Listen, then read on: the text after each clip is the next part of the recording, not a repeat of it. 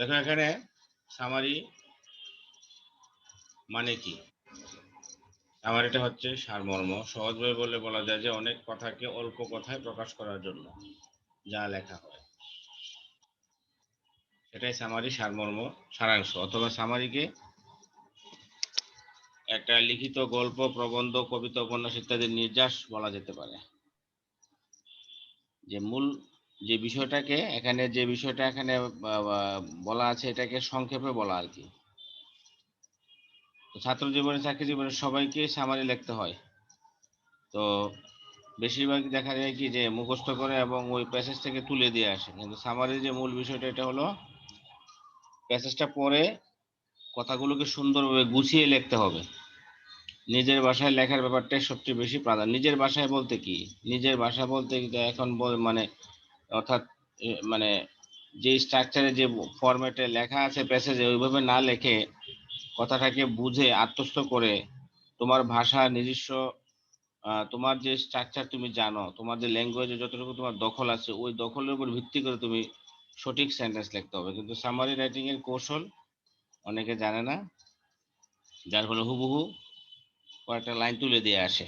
তবে হ্যাঁ, হুবহু লাইন তুলে দিয়ে আসে কারা? যারা অনেক সময় আমরাও বলি যারা একটু দুর্বল স্টুডেন্ট, যারা ইংরেজি পারে না, বিশেষ করে বিশেষ কিছু গ্রুপের ছাত্র আছে বা বিশেষ কিছু অঞ্চলের বা আম, যেখানে সুযোগ সুবিধা খুব কম, সেখানে দেখা যাচ্ছে যে স্টুডেন্ট অতটা জানে না, ইংরেজি পড়ানোর মতো লোক তেমন নাই।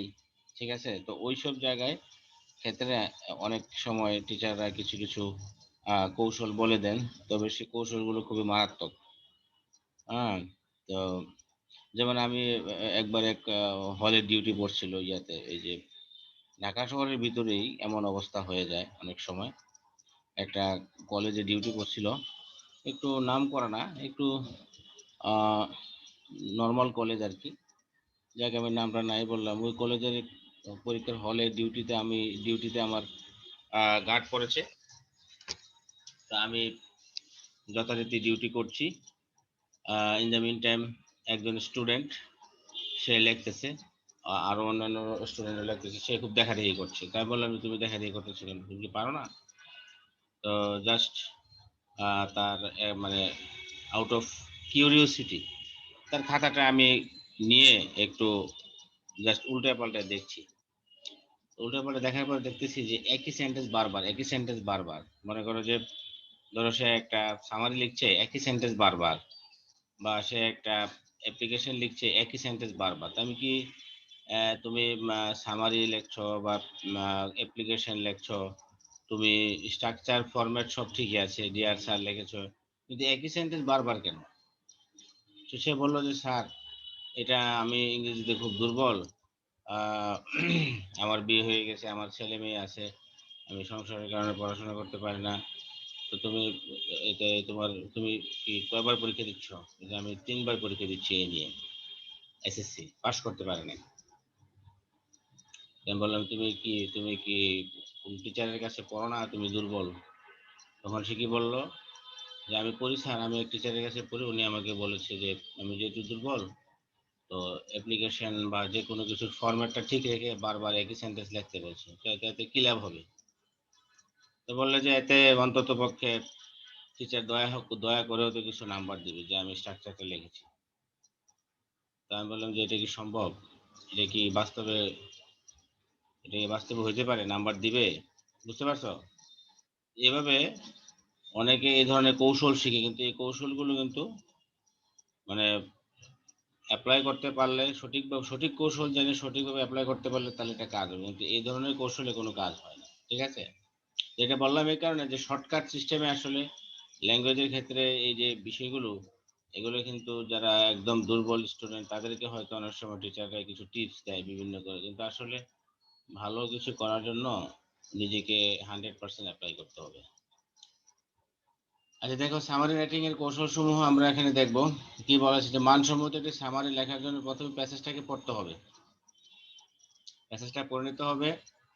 হ্যাঁ, প্যাসেজটা প্রথমে যে প্যাসেজটি সামারি লিখতে হবে সে প্যাসেজটা পড়তে হবে। তারপরে আম, আম, প্যাসেজটা পড়ার পরে এখানে তোমার কিছু ধাপ অনুসরণ করতে হবে যে তুমি কিভাবে, এবং শব্দের অর্থগুলো তোমাকে বুঝতে হবে, সেন্টেন্স স্ট্রাকচারগুলো বুঝতে হবে। প্রথমে কি করতে হবে, scheme the passage. Scheme scheme মানে হলো যে কি, যে চোখ বুলিয়ে নেওয়া আর কি, হালকাভাবে একটা জিনিসকে, টেক্সট বা প্যাসেজকে পড়া। এক্ষেত্রে অনেক সময় দেখা যায় যে স্টুডেন্টরা প্যাসেজটা পড়তে চায় না, বা অনেক সময় দেখা যায় যে একটা আন্দাজের উপর একটা তুলে দেয়, এটা কিন্তু হবে না। প্যাসেজটা ভালো করে একটা স্কিম করতে হবে অন্তত। তো স্কিম করার ক্ষেত্রে সম্পূর্ণ প্যাসেজ তোমাকে দ্রুত পড়ে পড়ে ফেলতে হবে। তবে প্যাসেজের যেই দ্রুত পড়তে গিয়ে আবার গুরুত্বপূর্ণ লাইনগুলো যাতে না বাদ যায়, গুরুত্বপূর্ণ লাইনগুলো ভালো করে পড়তে হবে। ইনফরমেশনগুলো তুমি আন্ডারলাইন করবে যে কোন ইনফরমেশনটা তোমার বেশি দরকার। স্কিমিং এর সময় খুব দ্রুত প্যাসেজটির সাব হেডিংস গুলো দেখে নেওয়া, মানে সাব হেডিংস মানে যে যে পয়েন্টে লেখা আছে। ধরো একটা প্যাসেজ বা একটা কম্প্রিহেনশন বা একটা টেক্সট লেখা আছে, মনে করো যে কনফ্লিক্টের উপরে, কনফ্লিক্ট, দ্বন্দ্ব, বা মনে করো যে গ্লোবালাইজেশনের উপরে মনে করো যে একটা টপিকস লেখা আছে। গ্লোবালাইজেশনের টপিকস লেখা আছে, এখান থেকে তুমি কি আশা করতে পারো যে হোয়াট ইজ গ্লোবালাইজেশন, গ্লোবালাইজেশনটা কি। তারপর তুমি আশা করতে পারো গ্লোবালাইজেশনের ক্যারেক্টারিস্টিক্স গুলো কি কি, কি কি বৈশিষ্ট্য থাকলে গ্লোবাল, বা কি কি এলিমেন্টস নিডেড ফর গ্লোবালাইজেশন। তারপরে তোমার গ্লোবালাইজেশনের সুবিধা অসুবিধা কি, গ্লোবালাইজেশনের ফলে আমাদের জীবনে কি ইম্প্যাক্ট এসেছে, তারপরে এটার ফলে আমাদের কি কি সমস্যা হচ্ছে, এগুলো সলভ কিভাবে আমরা করি, তারপরে গ্লোবালাইজেশন থেকে আমরা কি আশা করি। এই যে বিষয়গুলো কিন্তু একটা প্যাসেজ লেখার সময় যে যে পয়েন্টের উপরে একটা রাইটার ফোকাস করে, তুমিও ঠিক রাইটারের মতোই সেই পয়েন্টগুলোর উপরে চিন্তা করবা যে এই পয়েন্ট, কোন কোন পয়েন্টে সে রাইটারটা লিখেছে, এই পয়েন্টগুলোকে তুমি নোট ডাউন করবা। ঠিক আছে? যদি প্যাসেজটিতে কোনো সাবহেডিংস না থাকে, তো প্যাসেজটির প্রতিটি প্যারাগ্রাফ এর প্রত্যেকটি লাইন পড়ে নিলে প্যাসেজ সম্পর্কে একটা তড়িৎ ধারণা পাওয়া যাবে। তুমি প্যাসেজটা পড়লে তোমার একটা ধারণা পাওয়া যাবে, তুমি নিজেই বুঝতে পারবে যে কোন লাইনটা গুরুত্বপূর্ণ। অর্থাৎ একটা প্যাসেজ পড়ে তুমি বুঝতে পারবা যে একটা বিষয় সম্পর্কে, ধরো একটা যে কোনো একটা বিষয় সম্পর্কে লেখা আছে, টপিকস, ওই টপিকটা সম্পর্কে লেখা আছে, তো এখন ওই টপিকস রিলেটেড ইম্পর্টেন্ট কোন লাইনগুলো রয়েছে যেগুলো আমার বেশি দরকার, সেটা আমাকে দিতে হবে। Right the first line. Passage সম্বন্ধে প্রাথমিক ধারণা পাওয়ার পর শুরু হবে দ্বিতীয় ধাপ। প্যাসেজটা প্রথমে পড়তে হবে, করার পরে তোমাকে দ্বিতীয় ধাপ হলো প্রথম সেন্টেন্সটা লেখা। এটা খুবই গুরুত্বপূর্ণ, এটাকে আমরা বলতে পারি টপিক সেন্টেন্স। সামারির প্রথমে লিখতে হবে যে প্যাসেজটি মূলত কোন বিষয় নিয়ে লেখা হয়েছে এবং কে লিখেছে, যদি তা উল্লেখ করা থাকে এই লাইনটা নিজের ভাষায় লিখতে হবে, কারণ এটা মূল প্যাসেজে দেওয়া থাকবে না। এতে করে পরীক্ষক প্রথম লাইন পড়ে বুঝে নিতে পারবেন সামারিটি কে লিখেছে বা কিভাবে লিখেছে। ঠিক আছে? তো প্রথম যেটা থাকবে এটা হলো টপিক সেন্টেন্স। তো টপিক সেন্টেন্স লেখার ক্ষেত্রে আমরা নিম্নে আরো আলোচনা হবে। আচ্ছা, এরপরে হলো যে মার্ক দ্য ইম্পর্টেন্ট সেন্টেন্সেস। এরপরের ধাপটা হলো কি সবচেয়ে গুরুত্বপূর্ণ, যে তুমি যে টপিক সেন্টেন্স বা প্রথম যে সেন্টেন্সটা লিখেছো, এই বিষয়টার এই বিষয়টাকে সমর্থন করার জন্য তুমি আরো কিছু সেন্টেন্স লিখতে হবে, এগুলাকে তুমি মার্ক করতে হবে প্যাসেজ থেকে। ইম্পর্টেন্ট সেন্টেন্সগুলোকে তুমি মার্ক করতে হবে। আহ, সামান্য দক্ষতা থাকলে ইংলিশ লেখার খুব সহজেই এটা লেখা যাবে।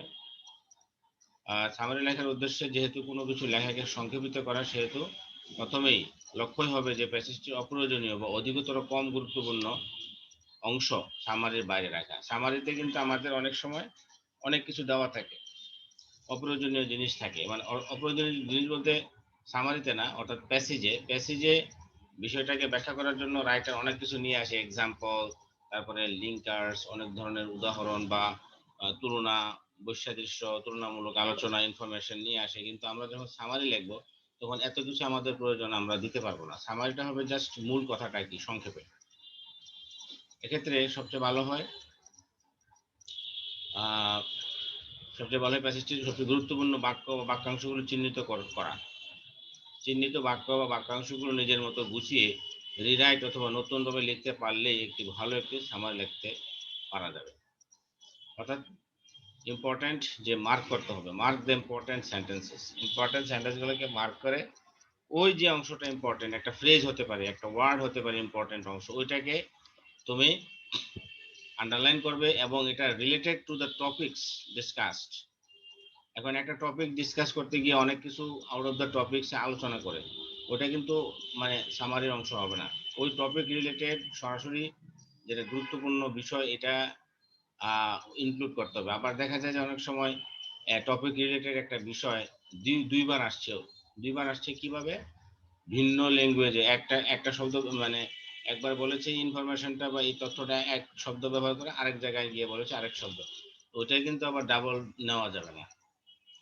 দুইবার ব্যবহার করেছে তাতে কি হয়েছে, কিন্তু কথা তো একই।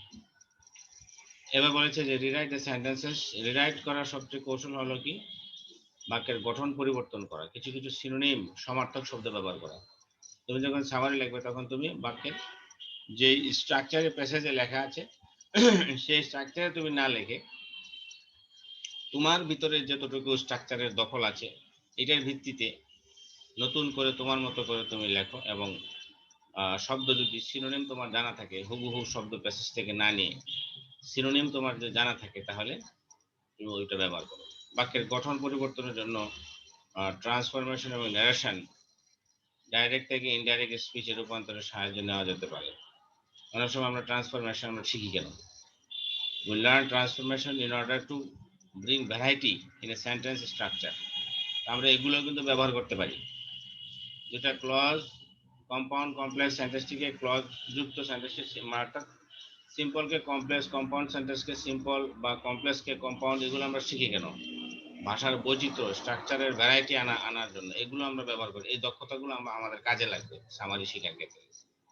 দেখা যাচ্ছে যে অনেকগুলো সেন্টেন্স বা কয়েকটা ইনফরমেশন, মনে করো যে 4টা সেন্টেন্সে তুমি 4টা ইনফরমেশন পাবে, তো তুমি ইচ্ছা করলে তোমার যদি সিম্পল থেকে কমপ্লেক্স কম্পাউন্ড বা এই দক্ষতাটা থাকে, ভাষার দখল থাকে, তাহলে তুমি কি করতে পারবে, তুমি এই 4টা সেন্টেন্সে 4টা ইনফরমেশন দেওয়া আছে, এগুলাকে তুমি একসাথে করে একই সেন্টেন্সে তুমি আনতে পারবে শর্টকাট করে। ঠিক আছে? তখন এটা তোমাকে কি কমপ্লেক্স থেকে সিম্পল অথবা কম্পাউন্ড থেকে সিম্পল আনার দক্ষতা থাকতে হবে। এতে সেন্টেন্সের স্ট্রাকচার পরিবর্তন হলেও অর্থ একই থাকবে। তারপরে বিভিন্ন ধরনের ট্রানজিশন কানেক্টরস, যেমন হাউএভার, মোরওভার, এগুলো ব্যবহার করলে সামারিটা মানসম্মত হবে। তবে যদি কানেক্টরসের ব্যবহার সঠিকভাবে না জানা থাকে তাহলে ব্যবহার করার দরকার নাই। এরপরে হলো সিনোনিমস। চিহ্নিত বাক্য অথবা বাক্যাংশগুলোর মধ্যে যেসব সিনোনিম জানা আছে সেগুলো চিহ্নিত করতে হবে, সেগুলো রিরাইট করার সময় ব্যবহার করতে হবে। অর্থাৎ যখন তুমি নতুন সেন্টেন্স তৈরি করবে তখন তোমাকে এগুলো ব্যবহার করতে হবে এবং চিহ্নিত বাক্য অথবা বাক্যাংশগুলোর মধ্যে যে সিনোনিম আছে এগুলোর মাধ্যমে এবং এগুলোকে ইউজ করে সেন্টেন্সটাকে রিরাইট করতে হবে।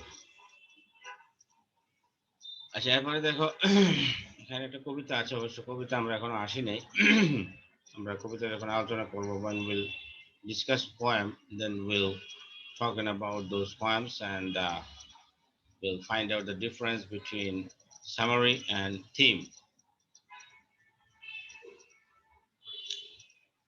এখন আমরা আপনার সামনে আগাই, let us go ahead learning more about this thing. Summary লেখার নিয়ম সংক্ষেপে, স্কিম দ্য প্যাসেজ, প্যাসেজটাকে স্কিম করতে হবে, দ্রুত পড়তে হবে 2-3 বার। রাইট দ্য ফার্স্ট লাইন, সংক্ষেপে যেটা নিজের ভাষায় লিখতে হবে। Mark the important sentence, important সেন্টেন্সগুলোকে মার্ক করতে হবে, সাজিয়ে লিখতে হবে। Rewrite sentences using synonym connectors, changing those sentences. Don't write exactly the sentences. কোনো প্যাসেজে দেওয়া আছে সরাসরি না লিখে নিজের মতো করে গুছিয়ে নিজের স্ট্রাকচারে লেখো, যতই মানে ইজি হোক।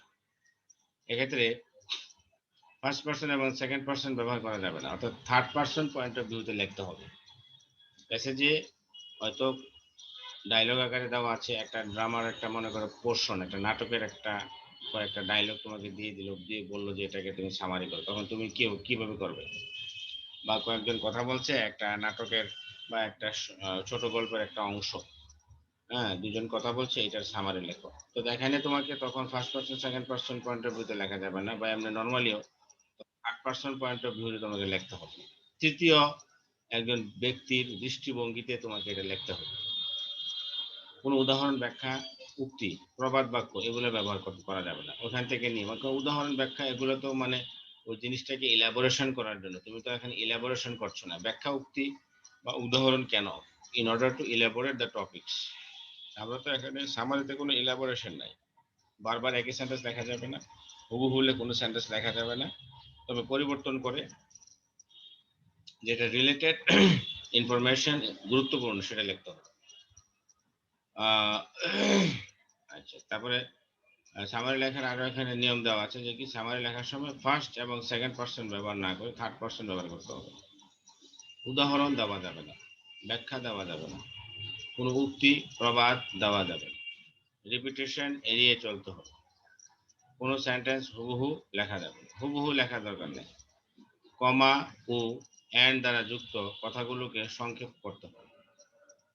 আগের বাক্যের সাথে পরের বাক্যের রিলেশন বোঝাতে বাক্যের শুরুতে কানেকটিভস বসা, ওই যে কানেক্টর যদি পারা যায়, হাওয়াবার, দেওয়ার পর এই যে এগুলো যদি দক্ষতা থাকে তোমার, যথেষ্ট তুমি ইউজ করতে পারো, তাহলে করে আনার দরকার নেই। আচ্ছা, এই কথাটা তো মনে হয় পড়া হয়েছে একবার। আচ্ছা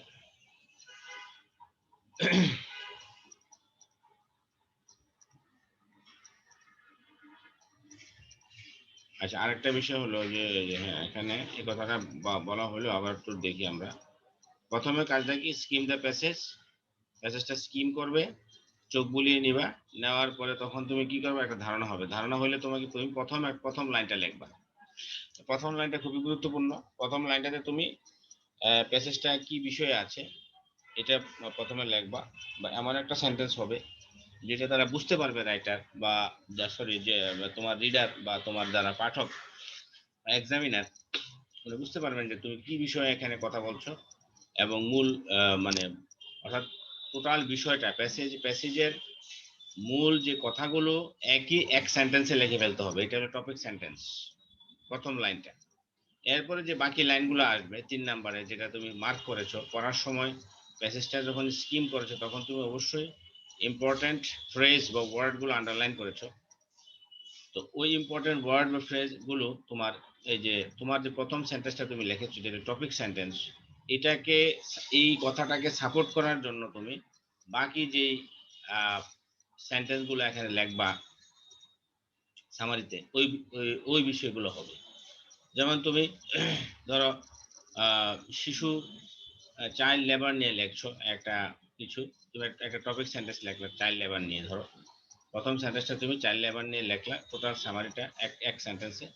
তারপরে বাকি যে সেন্টেন্সগুলো তুমি সামারিতে লিখবে, এই সেন্টেন্সগুলো কিন্তু ওই চাইল্ড লেবার রিলেটেড বিষয়গুলো নিয়ে এখানে হবে। অর্থাৎ তুমি যে বিষয়টা অবতারণা করেছো, তুমি প্রথম সেন্টেন্সে মনে করে বললা যে child labour is one of the worst curses in the present situation of Bangladesh। মনে করো তুমি এই প্যাসেজের প্রথম লাইনটা এখানে দিলা, দেওয়ার পরে এবার তুমি অন্যান্য যে সেন্টেন্সগুলো লিখবে তুমি সামারির অন্যান্য সেন্টেন্স, এগুলো হবে সাপোর্টিং। যে ইম্পর্টেন্ট যে পার্টগুলা, ফ্রেজগুলা, ওয়ার্ডগুলো তুমি আন্ডারলাইন করেছো প্যাসেজটা স্কিম করার সময়, সেইগুলাকে মিলিয়ে এমনভাবে তোমাকে সেন্টেন্সগুলো তৈরি করতে হবে যাতে মনে হয় ওই যে তুমি প্রথম যে বলেছো যে কার্স, চাইল্ড লেবার একটা কার্স, এটা টপিক সেন্টেন্স তোমার, এইগুলাকে, এই কথাগুলোকে সমর্থন করতে হবে।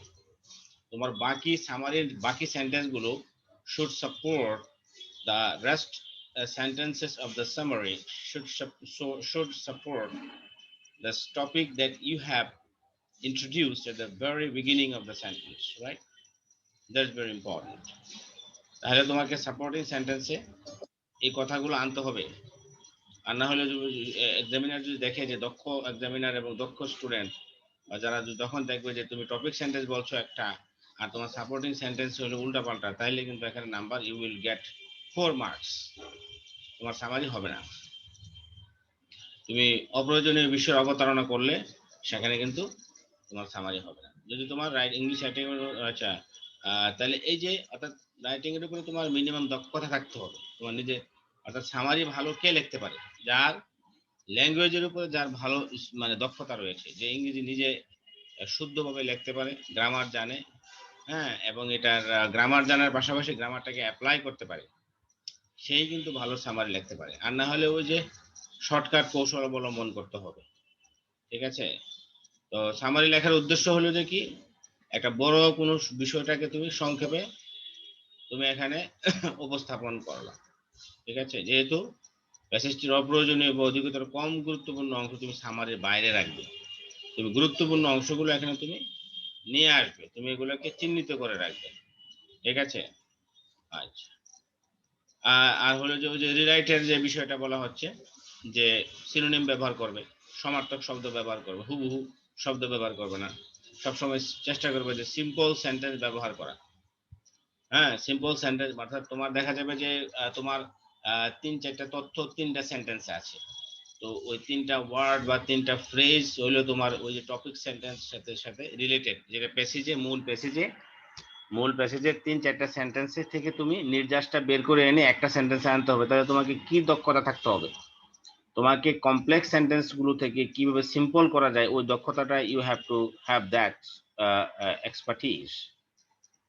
যে অনেকগুলো সেন্টেন্স থেকে when you want to write a summary, then you have to have the ability to transform sentences from complex to simple in order to justify your answer. Okay? তাহলে এখানে আবার বাক্যগুলোর মাঝে তুমি সৌন্দর্য আনয়নের জন্য, তাদের মাঝে একটা সম্পর্ক স্থাপনের জন্য, আন্তঃসম্পর্ক, তুমি এখানে ট্রানজিশনাল কানেক্টর গুলো ব্যবহার করতে পারো, হাউএভার, মোরওভার। এখন এগুলো ব্যবহার কিন্তু আমরা শিখেছি, 9-10 শিখেছি। তো এগুলা ব্যবহার তুমি যদি পুরোপুরি করতে পারো তাহলে দ্যাটস গুড, আর যদি না পারো তাহলে তুমি এগুলো থেকে বিরত থাকো, কারণ এগুলা ব্যবহার করার একটা দক্ষতার বিষয়, তুমি শিখে নিয়ে করবা। তারপরে সিনোনিম ব্যবহার করবে, এটা তো বলে দেওয়া হয়েছে। আর সামারিটা মূল প্যাসেজের 1 থেকে 3 ভাগের 1 অংশ হওয়া উচিত। এটা একটা বিষয় যে সাধারণত এরকম একটা কমন সেন্স একটা ধারণা আর কি, যে সামারি যেটা লিখতে হবে সেটা মূল প্যাসেজের 3 ভাগের 1 অংশ সাধারণত আমরা সামারি লিখে থাকি। আচ্ছা, এখানে কিছু শর্টকাট কিছু সিস্টেম এখানে দেওয়া আছে। কেউ যদি লেখায় খুব দুর্বল হয়, আমি এগুলা সাজেস্ট করি না কাউকে, কিন্তু কেউ যদি লেখায় খুব দুর্বল, বলে আমি ইংরেজি পারি না, জানি না, বুঝি না, আমার অনেক দুর্বলতা, আমি লিখতে পারি না, কিভাবে লিখবো, তাদের জন্য এই সিস্টেম। তবে এগুলো I don't support this things. ঠিক আছে? যারা ইংরেজি একদম পারে না তাদের জন্য এগুলো লেখলে তখন কিন্তু টিচাররা মনে করবে যে হ্যাঁ, নাম্বার দিবে, অসুবিধা নেই, তবে তার সম্পর্কে ধারণা হবে যে সে লিমিটেড এডিশনের learner, he is a limited edition learner, এরকম মনে হবে। যেমন এখানে প্রথমে শুরু করা যেতে পারে যে the text focuses mainly on, the text deals with, the text discusses about, the text is about, মানে প্রথম সেন্টেন্সটা অর্থাৎ টপিক সেন্টেন্সটা এখানে তোমাকে সাজায় দেওয়া আছে, তুমি জাস্ট লিখে ফেলবা। যেমন এখানে ধরো আমি যে একটু আগে বললাম যে গ্লোবালাইজেশনের কথা বললাম, যে পয়েন্টস অফ এ টেক্সট, মনে করো যে এখানে বিষয়টি এরকম যে মনে করো গ্লোবালাইজেশন নিয়ে একটা লেখা আছে, একটা প্যাসেজ দেওয়া আছে তোমার কাছে। তো তুমি প্রথমে দেখলা যে প্রথমে গ্লোবালাইজেশনের ডেফিনিশন দেওয়া আছে, তারপরে গ্লোবালাইজেশনের ক্যারেক্টারিস্টিক্স দেওয়া আছে, তারপরে গ্লোবালাইজেশন কোন কারণে হয় এবং এটার ফলাফল কি এটারও দেওয়া আছে, গ্লোবালাইজেশনের হিস্ট্রিটা দেওয়া আছে। ঠিক আছে? তারপরে গ্লোবালাইজেশনের মেরিটস ডিমেরিটস দেওয়া আছে, সোর্স, লোকেশন, মানে এগুলো দরকার নেই, সব পয়েন্ট নিয়ে তো লেখা যায় না। গ্লোবালাইজেশনের মেরিটস ডিমেরিটস দেওয়া আছে, গ্লোবালাইজেশনের ইম্পর্টেন্স, হ্যাঁ, কি গুরুত্ব এটা রয়েছে, এটা দেওয়া আছে। তাহলে প্রথমে তুমি কি লিখতে পারো, তুমি লিখতে পারো যে the text focuses mainly on the definition, comma, characteristics, comma, cause and effect, comma, merits, demerits, and importance of globalization। এই যে বিশাল, মানে প্রথম সেন্টেন্সটা এরকম হয়ে গেল, এটা টপিক সেন্টেন্স হয়ে গেল। অর্থাৎ তুমি প্যাসেজটা পড়ে তোমাকে ধারণা নিতে হবে যে এখানে কি কি বিষয়ে আলোকপাত করা হয়েছে। যে কোনো একটা প্যাসেজ হোক, যে কোনো বিষয় হোক, এখানে কিন্তু অবশ্যই একটা ইন্ট্রোডাকশন, ডেফিনিশন থাকে এবং ক্যারেক্টারিস্টিক্স থাকতে পারে, নাও থাকতে পারে। অর্থাৎ পয়েন্টস গুলো সবগুলো যে থাকবে এখানে, বা কিছু পয়েন্টস তুমি নিজেও বানায় নিতে পারো যে এই পয়েন্টস গুলো আমি এখানে আলোচনা করব। টাইপস থাকতে পারে। ঠিক আছে? যেমন কম্পিউটার নিয়ে একটা মনে করো যে একটা প্যাসেজ তোমাকে দেওয়া আছে যে invention of modern science computer passage. এই প্যাসেজে তোমার কি দেওয়া থাকবে, প্রথমে ডেফিনিশন বা ইন্ট্রোডাকশন দেওয়া থাকবে, তারপরে কম্পিউটারের কি কি বৈশিষ্ট্য থাকে, টাইপস কি কি ধরনের হয়ে থাকে, কম্পিউটারের হিস্ট্রি দেওয়া থাকতে পারে, কম্পিউটারের মেরিটস ডিমেরিটস দেওয়া থাকতে পারে, প্রবলেম হলে কি সলিউশন দেওয়া, মানে এটা নিয়ে কথা বলা থাকবে। এই কথাগুলো তুমি লিখবা যে the text deals with the invention deals with the definition অথবা definition of computer characteristics, comma types, comma history and importance of computer। এই যে তুমি এই পয়েন্টগুলোর ভিত্তিতে তুমি এখানে প্রথম যে সেন্টেন্সটা টপিক সেন্টেন্সটা লিখবে, এরপরে তুমি এর নিচে সামারির নিচে যে অন্যান্য সেন্টেন্স লিখবে, এই কথা এই এই সেন্টেন্সগুলো কিন্তু এই যে যে টপিক সেন্টেন্সে যে বিষয়টা অবতারণা করেছো এই বিষয়গুলোকে সাপোর্ট করার জন্য বাকি সেন্টেন্সগুলো থাকবে। তো তুমি লিখতে পারো the text discusses about, the text is about, ঠিক আছে। এটা একটা শর্টকাট একটা সিস্টেম হতে পারে, তবে এটা না করাটাই ভালো। যারা একটু দুর্বল প্রকৃতির বা যারা নিজে লিখতে পারে না, তারা তাদের জন্য এটা ইয়ে করা হলো আর কি। আচ্ছা, তারপরে মূলত যেভাবে লেখলে সবচেয়ে ভালো হয় এটা হলো যে স্ট্রাকচারটা কি হতে পারে, একটা সামারি লেখার টপিক সেন্টেন্স থাকবে, একটা সামারি লেখার জন্য তোমার একটা টপিক সেন্টেন্স থাকবে। টপিক সেন্টেন্সটা আমি তো বলেছি যে কিভাবে লিখতে হবে, এটা এর আগে একটা দেখানো হয়েছে। এটা হলো যে যারা একটু উইক বা চিন্তা করতে দুর্বল তারা লিখতে পারে, আর যারা মনে করো যে একটু স্ট্রং ইংলিশে গ্রামার আছে তারা তাদের মতো করে যে বিষয়টা নিয়ে প্যাসেজে কথা বলা হয়েছে সেই বিষয়টার একটা এক সেন্টেন্সে মূল বিষয়টাকে অবতারণা করবে। তারপর টাইটেল অথবা অথর অথবা স্পিকার, যদি টাইটেল থাকে, যদি অথরের নাম দেওয়া থাকে তার নামটা থাকতে পারে, যদি না দেওয়া থাকে দেওয়ার দরকার নেই। স্পিকার যদি কেউ থাকে তার নাম দেওয়া থাকলে দিবে, আর না থাকলে নাই। তারপরে হলো যে কি সাপোর্টিং সেন্টেন্স দিতে হবে। ওই যে যেটা বললাম যে টপিক সেন্টেন্সটা তুমি যেটা ঘোষণা করলা যে স্টেটমেন্টটা, এটাকে তুমি সাপোর্ট করার জন্য তুমি সাপোর্টিং সেন্টেন্সের পরবর্তী যে সেন্টেন্সগুলো থাকবে সেগুলো হলো সাপোর্টিং, যেমন follow the same order as original when possible chronological order. অর্থাৎ সাপোর্টিং সেন্টেন্সে মনে করো যে কম্পিউটার সম্পর্কে একটা প্যাসেজ দেওয়া আছে, তো সেই কম্পিউটার সম্পর্কে তুমি প্রথম যে টপিক সেন্টেন্সটা তুমি লিখে ফেলেছো, ঠিক আছে। টপিক সেন্টেন্সটা লেখার পরে তখন তুমি প্যাসেজে তুমি কিন্তু এর আগে স্কিমিং এর মাধ্যমে তুমি কিন্তু ইম্পর্টেন্ট ফ্রেজ এবং ওয়ার্ডস বা সেন্টেন্স তুমি আন্ডারলাইন করেছো। তো সেই ফ্রেজ এবং ওয়ার্ডস এবং সেন্টেন্স যে আন্ডারলাইন করেছো সেগুলো কিন্তু একটা ক্রনোলজিক্যাল অর্ডারে আছে কিন্তু। অথবা অনেক সময় প্যাসেজে ক্রনোলজিটা দেওয়া থাকে না, ধরো সাল অনুযায়ী, ধরো একটা সাল আগে আরেকটা সাল পরে, পরেরটা আগে আগেরটা পরে, এরকম প্যাসেজে লেখার সময় হয়তো রাইটার এভাবে লিখেছে, সে ক্রনোলজি মেনটেন করে নাই। কিন্তু as a writer of a summary তোমাকে কিন্তু এই ক্রনোলজিটা মেনটেন করতে হবে। তোমাকে এই সাল অথবা সিরিয়াল বা ঘটনার যে ধারাবাহিকতাগুলো আছে সেগুলোকে বজায় রাখতে হবে। এখানে তোমার দক্ষতা। অরিজিনালি যখন প্যাসেজটা রাইটার লিখেছে তখন হয়তো সে এই বিষয়টা খেয়াল করেনি, বা তার এই বিষয়টা সে মানে তার ঘটনার প্রয়োজনে এভাবে তার ধারাবাহিকভাবে বলার প্রয়োজন হয় নাই। দর্শক বা তার যেই রিডার তারা বুঝতে পেরেছে, কিন্তু as a writer of a summary তুমি কিন্তু এটা করা যাবে না। তোমাকে অবশ্যই এখানে ক্রনোলজিক্যাল অর্ডারটা মেনটেন করতে হবে। তারপরে প্যারাফ্রেজ করতে হবে, no direct quote, no copy paste করা যাবে না। তুমি সরাসরি ওখান থেকে সেন্টেন্স নিয়ে আইনা বসাই দিলা, বললা যে হ্যাঁ সামারি হয়ে গেছে, বা ডাইরেক্ট কোনো কোটেশন দিয়ে দিলা, তাহলে কিন্তু হবে না। তোমাকে প্যারাফ্রেজ করতে হবে, অর্থাৎ তোমাকে তোমার নিজের মতো করে উপস্থাপন করতে হবে।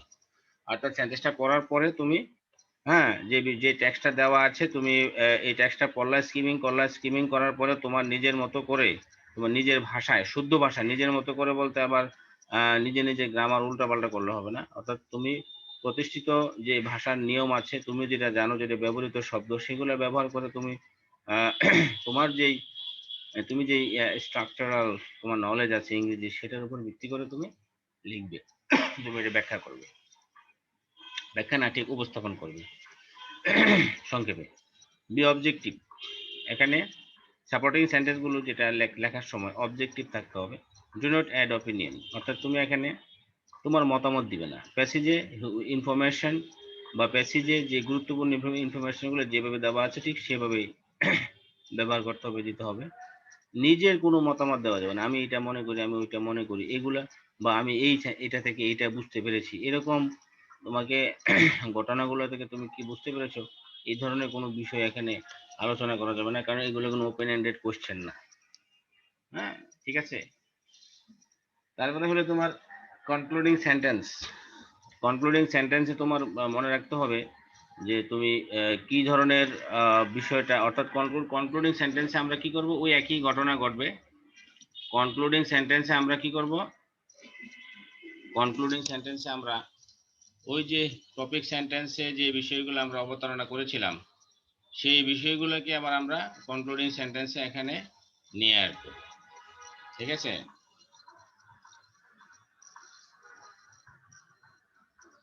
কনক্লুডিং সেন্টেন্সটা হবে মোটামুটি টপিক সেন্টেন্স যেভাবে লেখা হয়েছে, বা তুমি যে আলোচনাটা করেছো টপিক সেন্টেন্স এবং এই যে ইয়াতে এই টপিক সেন্টেন্স এবং এই যে তুমি যে সাপোর্টিং সেন্টেন্সগুলোতে যে আলোচনাটা করেছো সেই আলোচনাগুলোর সার সংক্ষেপ তুমি এই যে কনক্লুডিং সেন্টেন্সে এখানে দেখবে, এবং এই যে সামারিটা লেখার পরে সামারিটাকে বারবার পড়তে হবে, যে আমি সামারিটা লিখলাম, প্যাসেজটা দেখতে হবে এবং সামারিটা দেখতে হবে, যে এখানে আমার যে বক্তব্যগুলো আমি উপস্থাপন করেছি এটা ঠিক আছে কিনা, কতটুকু যৌক্তিক। অনেক সময় দেখা যায় যে অযৌক্তিক অপ্রয়োজনীয় তথ্য যুক্ত করে এটাকে ভারাক্রান্ত করে ফেলে, সেক্ষেত্রে কিন্তু টিচার বিরক্ত হয় এবং নাম্বার তখন কমে আসে, সেটা তুমি খেয়াল রাখতে হবে।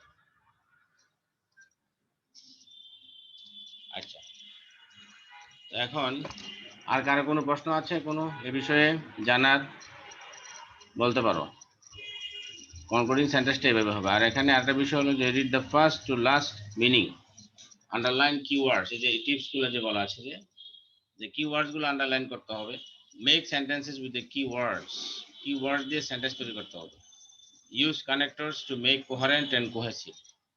কানেক্টর